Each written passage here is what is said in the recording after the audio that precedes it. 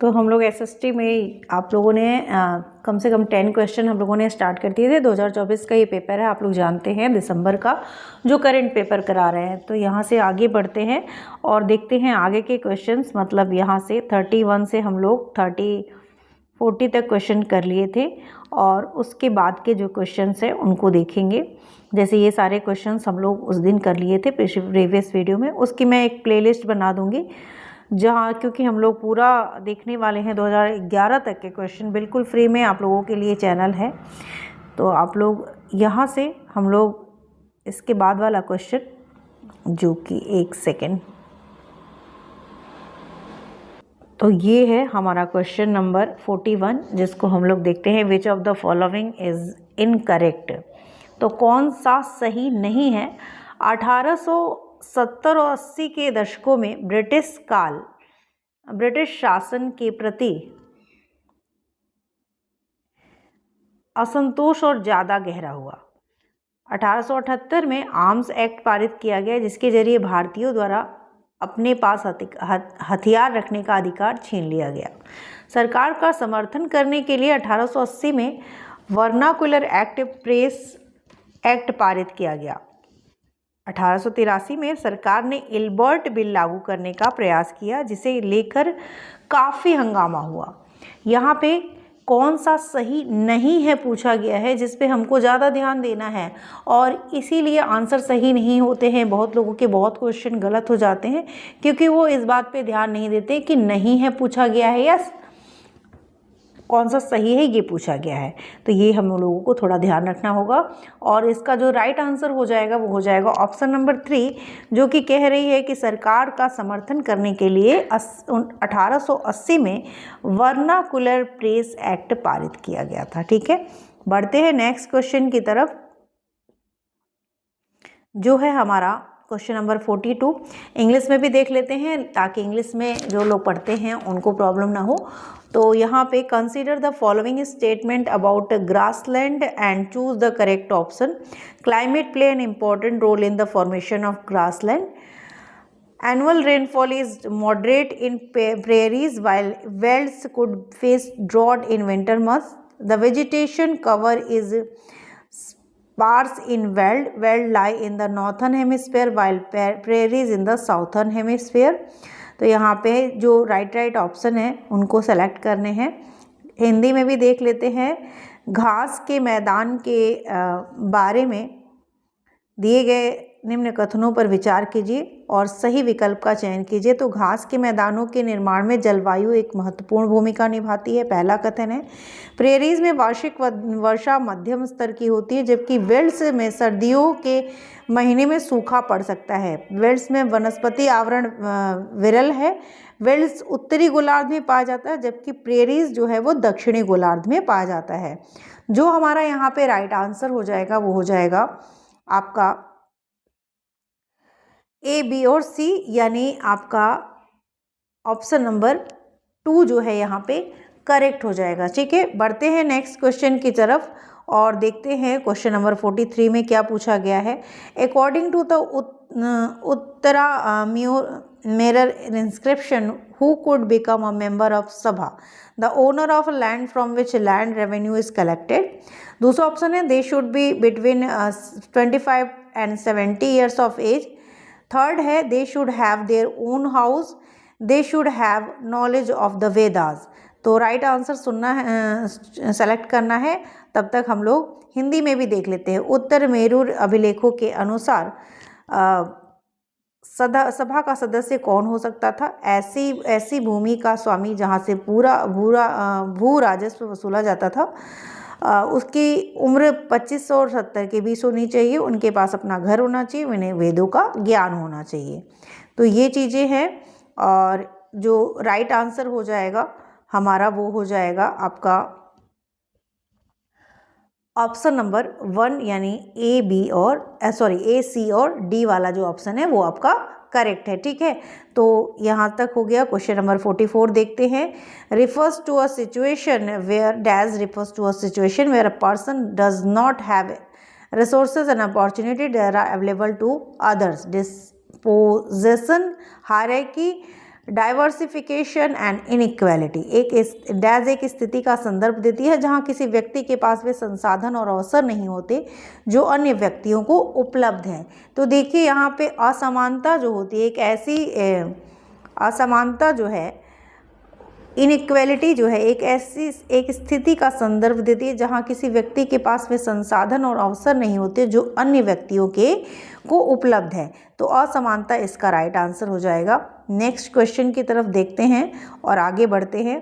तो question number 45, which of the following are correctly matched. Agricultural practices एक side दिया गया है, दूसरे साइड डिस्क्रिप्शन दिया गया है। तो सब्सिस्टेंस फार्मिंग के आगे दिया गया है practice to meet the needs of farmer own family.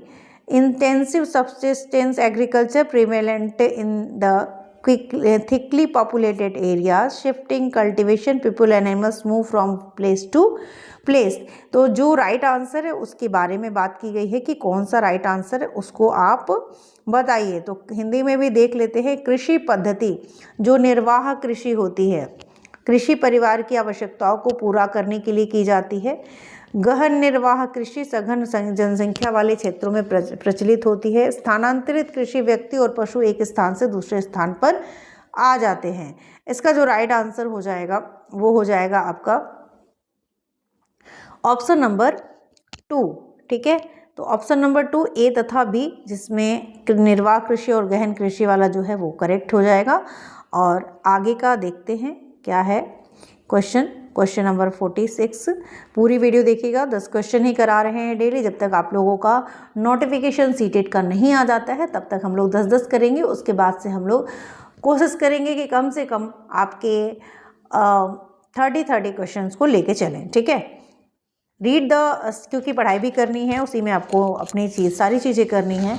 तो आप लोगों के लिए अभी मैं 10 क्वेश्चन ला रही हूँ, क्योंकि आपने अभी थियरी भी नहीं पढ़ी है। तो थियरी नहीं पढ़ी है तो क्वेश्चन पैटर्न को भी जानना ज़रूरी है कि कैसे क्वेश्चन पूछे जाते हैं, और प्रैक्टिस करते करते भी बहुत सारी थियरी आपकी तैयार हो जाएगी। ठीक है, तो इस तरीके की वीडियोज़ को ज़रूर देखा करिए। प्रीवियस ईयर पेपर से जुड़े रहना आप लोगों के लिए बहुत ज़रूरी है। जो पहली बार एग्ज़ाम देने जा रहे हैं उनको जानना ज़रूरी है कि पेपर कैसा पूछा जाता है। केवल थियरी पढ़ने से कभी भी पेपर नहीं निकलता है, प्रैक्टिस बहुत ज़रूरी है, वो भी प्रीवियस ईयर की। ठीक है, तो read the statement and ANR। Channel को सब्सक्राइब कर लीजिएगा, वीडियो को लाइक कर दीजिएगा। बार बार रिक्वेस्ट कर रही हूँ क्योंकि मैं चाहती हूँ कि ज़्यादा से ज़्यादा लोगों तक ये वीडियो पहुँचे। ठीक है, read the statement ANR and choose the appropriate option। Raja Ram Mohan Rai founded a reform association known as the Brahmo Sabha in Calcutta। He felt that changes were necessary in society and adjust practices need to be done away with। ये हो गया आपका। यहाँ पे हिंदी वाला देख लेते हैं। दिए गए कथनों A और B R को पढ़े, उपयुक्त विकल्प चुने। राजा राम मोहन राय ने कलकत्ता में ब्रह्मो सभा के नाम से एक सुधारवादी संगठन बनाया था। वह मानते थे कि समाज में परिवर्तन लाना और अन्यायपूर्ण तौर तरीकों से छुटकारा पाना ज़रूरी है। ठीक है, यहाँ पे ऑप्शन नंबर 2 जो है, कथन और कारण दोनों सही है, और जो कारण है वो कथन की सही व्याख्या करता है, इसलिए ऑप्शन नंबर 2 सही हो जाएगा। क्वेश्चन नंबर 47 की तरफ चलते हैं और अब 3 क्वेश्चन और देखने हैं हमको। तो 47 कहता है कि match the following and choose the appropriate option. Grihapatis, landless labourers, shrenis, independent farmers, adimai, coastal settlement, Arikamedu, craft person. Hindi में देखते हैं। निम्नलिखित का मिलान कीजिए। गृहपति क्या होता है? भूमिहीन मजदूर। श्रेणी स्वतंत्र कृषक। आदिमई तटीय निवास। आरिकामेडू शिल्पकार। तो यहाँ पे जो राइट आंसर हो जाएगा वो हो जाएगा आपका ऑप्शन नंबर 1। एक सेकेंड, ये पहले का किया हुआ रहता है ना, वही आ जाता है। ऑप्शन नंबर 1 यानी गृहपति स्वतंत्र कृषक, सॉरी इधर से गलत लग गया, तो गृहपति स्वतंत्र कृषक। और उसके बाद आपका श्रेणी जो है वो 4th शिल्पकार की आती है। आदिमई जो होते हैं वो होते हैं भूमिहीन मजदूर। और आरिकामेडू जो होते हैं वो होते हैं आपके तटीय निवास। ठीक है, तो ये हो गया राइट आंसर। चलते हैं नेक्स्ट क्वेश्चन की तरफ, जो है हमारा question number 48। World environment day is celebrated every year on which of the following days? 5 अगस्त, 5 मई, 5 जून या 5 जुलाई कि निम्नलिखित में से किस दिन प्रत्येक वर्ष पर्यावरण दिवस मनाया जाता है? सभी को पता होगा इसका आंसर, और आप लोग इसका आंसर कमेंट बॉक्स में ज़रूर लिखिएगा, अपनी तरफ से लिखिएगा, क्योंकि रटा होना चाहिए, बहुत ही इम्पोर्टेंट, और एक आपकी अवेयरनेस होनी चाहिए कि आपका जो पर्यावरण दिवस है वो कब मनाया जाता है। तो प्रत्येक वर्ष 5 जून को हमारा पर्यावरण दिवस मनाया जाता है, ठीक है। Which of the following is true about common property resources? तो साझी संपत्ति की बात की गई है, और these are owned by government, these are owned by private companies, these are owned by communities। तो क्या सही है? इस साझी संपत्ति के संसाधनों के बारे में क्या सही है? इस पर सरकार का स्वामित्व होता है, निजी कंपनियों का स्वामित्व होता है, समुदायों का स्वामित्व होता है। तो जो हमारा राइट आंसर हो जाएगा वो हो जाएगा आपका ऑप्शन नंबर 1, यानी केवल ANC, इन पर सरकार का और निजी कंपनियों का सरकार का स्वामित्व होता है और समुदायों का स्वामित्व होता है, निजी कंपनियों का स्वामित्व नहीं होता है। ये हमारा ऑप्शन हो गया 49। और आज का लास्ट क्वेश्चन, इससे पहले क्वेश्चन के आंसर देने से पहले आप लोगों को से रिक्वेस्ट है कि आप लोग जो है वीडियो को पूरा देखा करिए। 10 क्वेश्चन से ज़्यादा अभी नहीं करा रही हूँ, वीडियो को पूरा देखिए, जितना हो सके शेयर करिए। चैनल को आगे बढ़ाने में आप लोगों की हेल्प चाहिए, तो आप लोग हेल्प करिए, भर भर के लाइक और कमेंट किया करिए, ताकि चैनल भी आगे बढ़ सके, ज़्यादा से ज़्यादा लोगों तक पहुंच सके, ठीक है। Maps can be best used for marking places where people have lived at different points in history, arranging sequence of event in history, elaborating on the most important event in history, studying lives of people living in different times in logical sequence. तो यहाँ पे जो right answer हो जाएगा, 1 second, चित्र का सही इस्तेमाल निम्न में से किसके लिए हो सकता है? इतिहास में अलग अलग समय में रहने वाले लोगों के स्थानों को चिन्हित करने हेतु, इतिहास में घटनाओं को क्रमबद्ध करने हेतु, इतिहास में सबसे जरूरी घटना को विस्तृत करने हेतु, या अलग समय पर रहने वाले लोगों के जीवन को तर्कसंगत तरीके से पढ़ने हेतु। तो इसका आंसर तो मैं बता दे रही हूँ, लेकिन 51 का क्वेश्चन का आंसर जो होगा वो आप लोग देंगे कमेंट बॉक्स में। तो यहाँ पे जो राइट आंसर हो जाएगा 50 का, वो हो जाएगा ऑप्शन नंबर 1, इतिहास में अलग अलग समय में रहने वाले लोगों के स्थानों को चिन्हित करने हेतु, ठीक है। तो ये करेक्ट आंसर हो गया। क्वेश्चन नंबर 51 की तरफ चलते हैं, हिंदी में देख लेते हैं ताकि सभी लोग आंसर दे सके। 18वीं शताब्दी के अंत में और 19वीं शताब्दी के प्रारंभ में भारतीय उपनिवेश में विकसित सूती कपड़ा उद्योगों के संदर्भ में निम्नलिखित से कौन सा कथन सत्य है? भारतीय कपड़ा उद्योग को यूरोपीय और अमेरिकी बाजारों में ब्रिटिश कपड़ा उद्योगों से प्रतिस्पर्धा करनी पड़ी। भारतीय कपड़ों के लिए ब्रिटिश बाजार उपलब्ध था। कपड़े की वस्तुओं को इंग्लैंड तक निर्यात करना लगातार कठिन होता गया। बंगाल के बुनकरों को सबसे अधिक नुकसान हुआ क्योंकि अंग्रेजी और यूरोपीय कंपनियों ने भारतीय कपड़ा खरीदना बंद कर दिया।